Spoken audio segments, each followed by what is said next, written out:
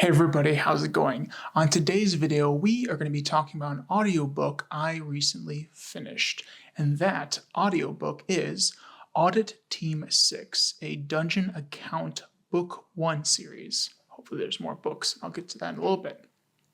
This is by Aaron Michael Ritchie and Nathan Amini. Sorry if I mispronounced your names at all. And this is narrated by John Perhala. You might know him from the book 2 and 3 of Jake's Magical Market series. Now, this was given to me by Shadow Alley Press Inc. Not for a sponsorship or anything like that. They just had a online contest on the Facebook page of Lit RPG Books, and they were giving away some US and UK codes to get this for free and listen to it and enjoy it. And they don't even know I'm really making this video. I only make videos on audiobooks that I really enjoy. So again, this is one I really enjoyed. So we'll get to more of that in a little bit. But back to more details on Audit Team 6. This book, I told you who it was by and who narrated it. It is about, let's see, it is 11 hours and 27 minutes long. And it's got some good ratings over here on Audible. But I'm going to go ahead and tell you a little bit more what I found of it and who this might be for and who it might not be for. Again, with all of these kind of videos talking about lit RPG books and audiobooks, because preferably I like listening to my audiobooks or listening to my books. This is to get people interested in the book or save people time. This isn't trying to always get you to like what I like. Again, everyone's got a different flavor, different taste for lit RPGs and books in general. This is just something that I like to do, and I like to give shout outs to books that I really enjoy. So yes, I am a little biased with this one. But yeah, let's go ahead and dive into Audit Team 6. So what is Audit Team 6? This is a team of ex-adventurers that are they audit dungeons. They go ahead and say, hey, you can improve this, you can improve that, because in this universe there are dungeons that instead of, it's propaganda that the dungeon cores of these dungeons are actually people that have passed and been reincarnated into dungeon cores. So, and they're also protecting this tree that gives life to multiple planets. And if a hardcore dungeon ever dies, then the planet dies.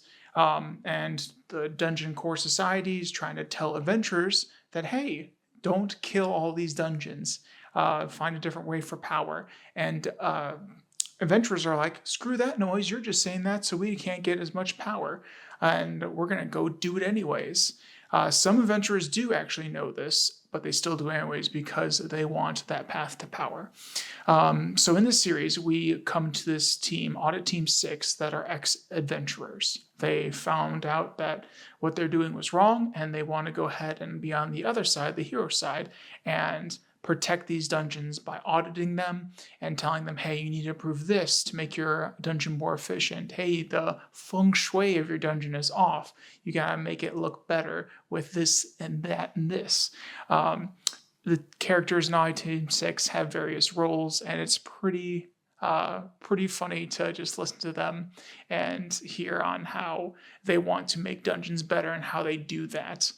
Throughout the book, it's pretty funny, but it's like also kind of geeking out with it's Audit Team 6. This is a book about auditing dungeons and making them better, and so getting into the not so much the dungeon and what it can do for adventurers, but what this team can do for dungeons and make them better so they can keep their dungeons safe, and that's the apothos, the energy of the world, flows and gives life to the planet that they're currently living on.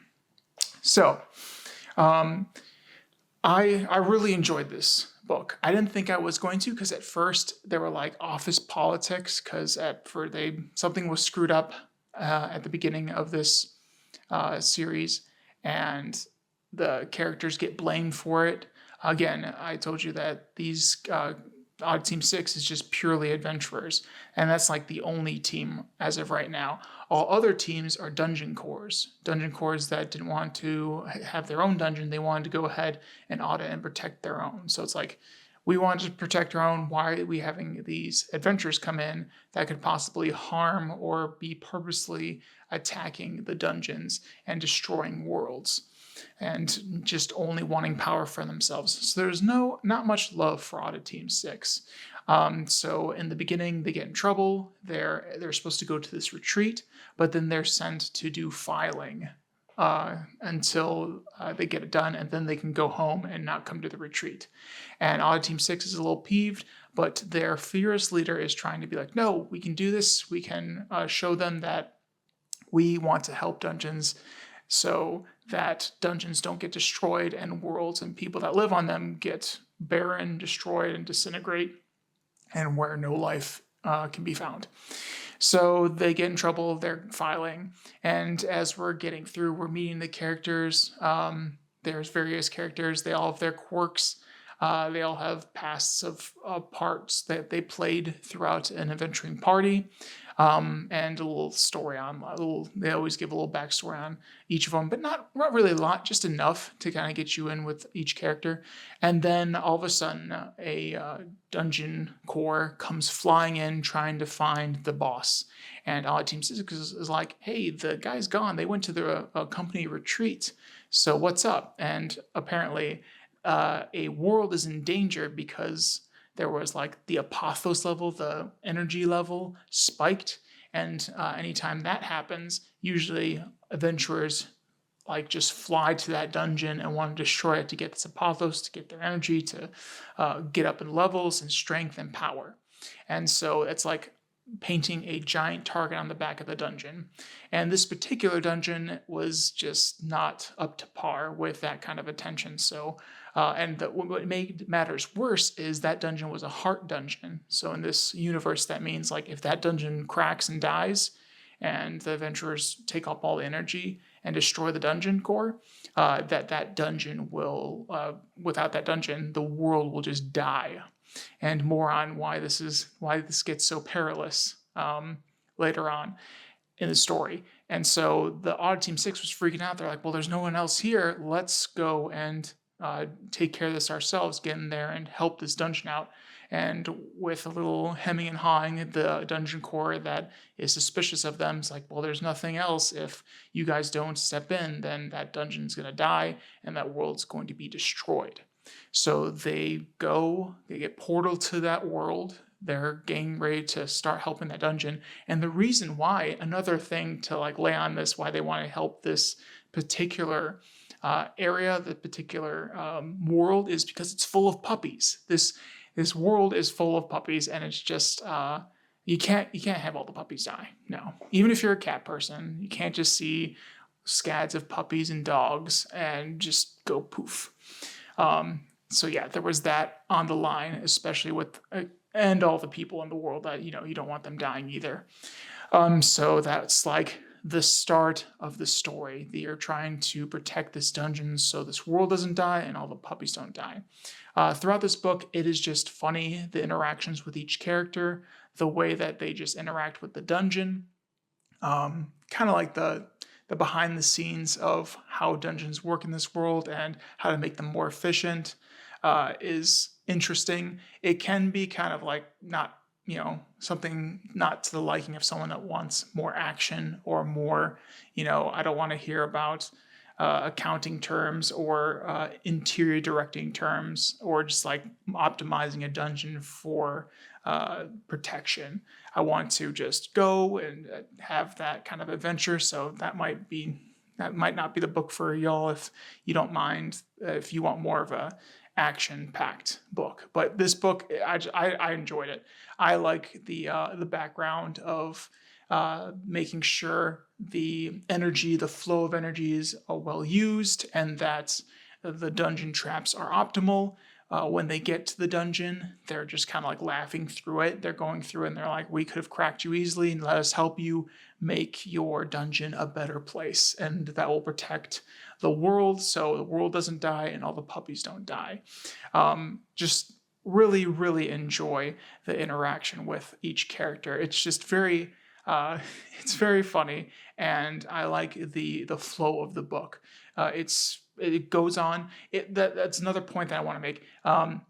There is just like one basically thing in this whole like scenario or scene or plot in this whole book is just protect this dungeon so this world doesn't die. That's like kind of like the whole book. Um, and it's not going into other dungeons. There's not like a crusade of like, okay, we saved this dungeon, now we got to go to this dungeon. No, it's just all in this one book, which is nice. There are other audiobooks I listen to that have like one crisis to another crisis to everything's different. It's not that complicated in this book. It's just trying to make this dungeon survive. So it was nice that you could just focus in on one situation, not have jump from situation to situation to situation. So that's what I really enjoyed about the pacing of the book and the storyline. There weren't multiple, like I said, situations going on. So if you're somebody that likes kind of like the behind the scenes of how dungeons work and how they can be optimized, and you like to geek out about how things are, basically how a dungeon is getting more efficient, this would be a book for you. If you want a more action-packed book that's just constantly like fighting this, fighting that, in multiple situations that you have to, patch up, then this might not be the book for you. But if you like not so much a slice of life, but just like an easier flow, easier, like not too much of a crisis, then this is something I would encourage you to look into. Again, I will leave a link in the description of this video so you can go to Audible's page for this book, read the description from the author, and also play the sample so you can get a little taste of it. Again, John Berhala does a great job with this. It feels like if any of you have heard or listened to him in the later books of Jake's Magical Market, like it's just like where the illusions are just getting kind of more and more insane. If that makes sense to anyone that has listened to Jake's Magical Market all the way through, that's a great series, and it's a complete series, something you could also check out as well. But yeah, I'll leave that link so you can get more information on Audit Team 6. Again, trying to think of other things that I want to share with you. I just really think this is a great book. The story is great. The flow, it doesn't ever get jerky. It's always funny. It's a light-hearted book. Again, I know end of the world, there's going to be puppies that if we don't save this dungeon and all that stuff, but it's just like not as intense as some other books like He Who Fights with Monsters, Primal Hunter, Azarinth Healer. It's not like, oh my gosh, this is so intense, and like, why am I white knuckling my driver, my steering wheel as I'm driving to work. But this is just a great book just for like something to kind of like have some stakes, but it's just really easy and really, I don't know, it just has a good story. But yeah, I really liked it. I'm very biased, and I hope this video has helped you with thinking about diving into Audit Team 6. I really enjoyed the characters, the interactions, the villains, the puppies that they describe, and Crunk and his cookies. I think it's Crunk. Maybe not be Crunk, but there's a character that's just obsessed with cookies, and it's just awesome. But what are you listening to right now? I would love to know what you're currently listening to in the comment of this video.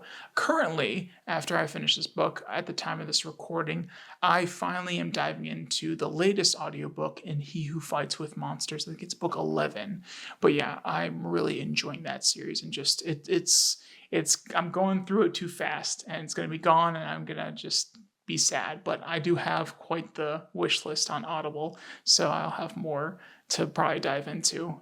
But yeah, let me know in the comments what audiobook you're currently listening to. And I hope this was helpful. I just want to make sure that like audiobooks that come by, stories that I think are interesting or fun, whether it's high stakes or low stakes, I want to go ahead and give a shout out to those books. And Audit Team 6, is just another book that I would want to. I can't wait for the next one. I have no idea when the next book is coming out, but I can't wait for the authors to write it up and send it out, and then hopefully John Parlow will do book 2. Because again, this was a great book. Really enjoyed it. It wasn't too much. Again, I think 11 hours and 27 minutes, so that's not terribly a lot of time compared to some of the other audiobooks out there. But yeah, this is a great story to maybe get you in between from one massive series to another massive, or to the next book in that massive series. So yeah, again, Audit Team 6, great book. It'll be the link for it will be in the description of this video, and I hope you all have a fantastic day. I hope this was helpful, and I can't wait to share more audiobook books or book recommendations with you. Okay? All right. I'll see you guys later. Toodles!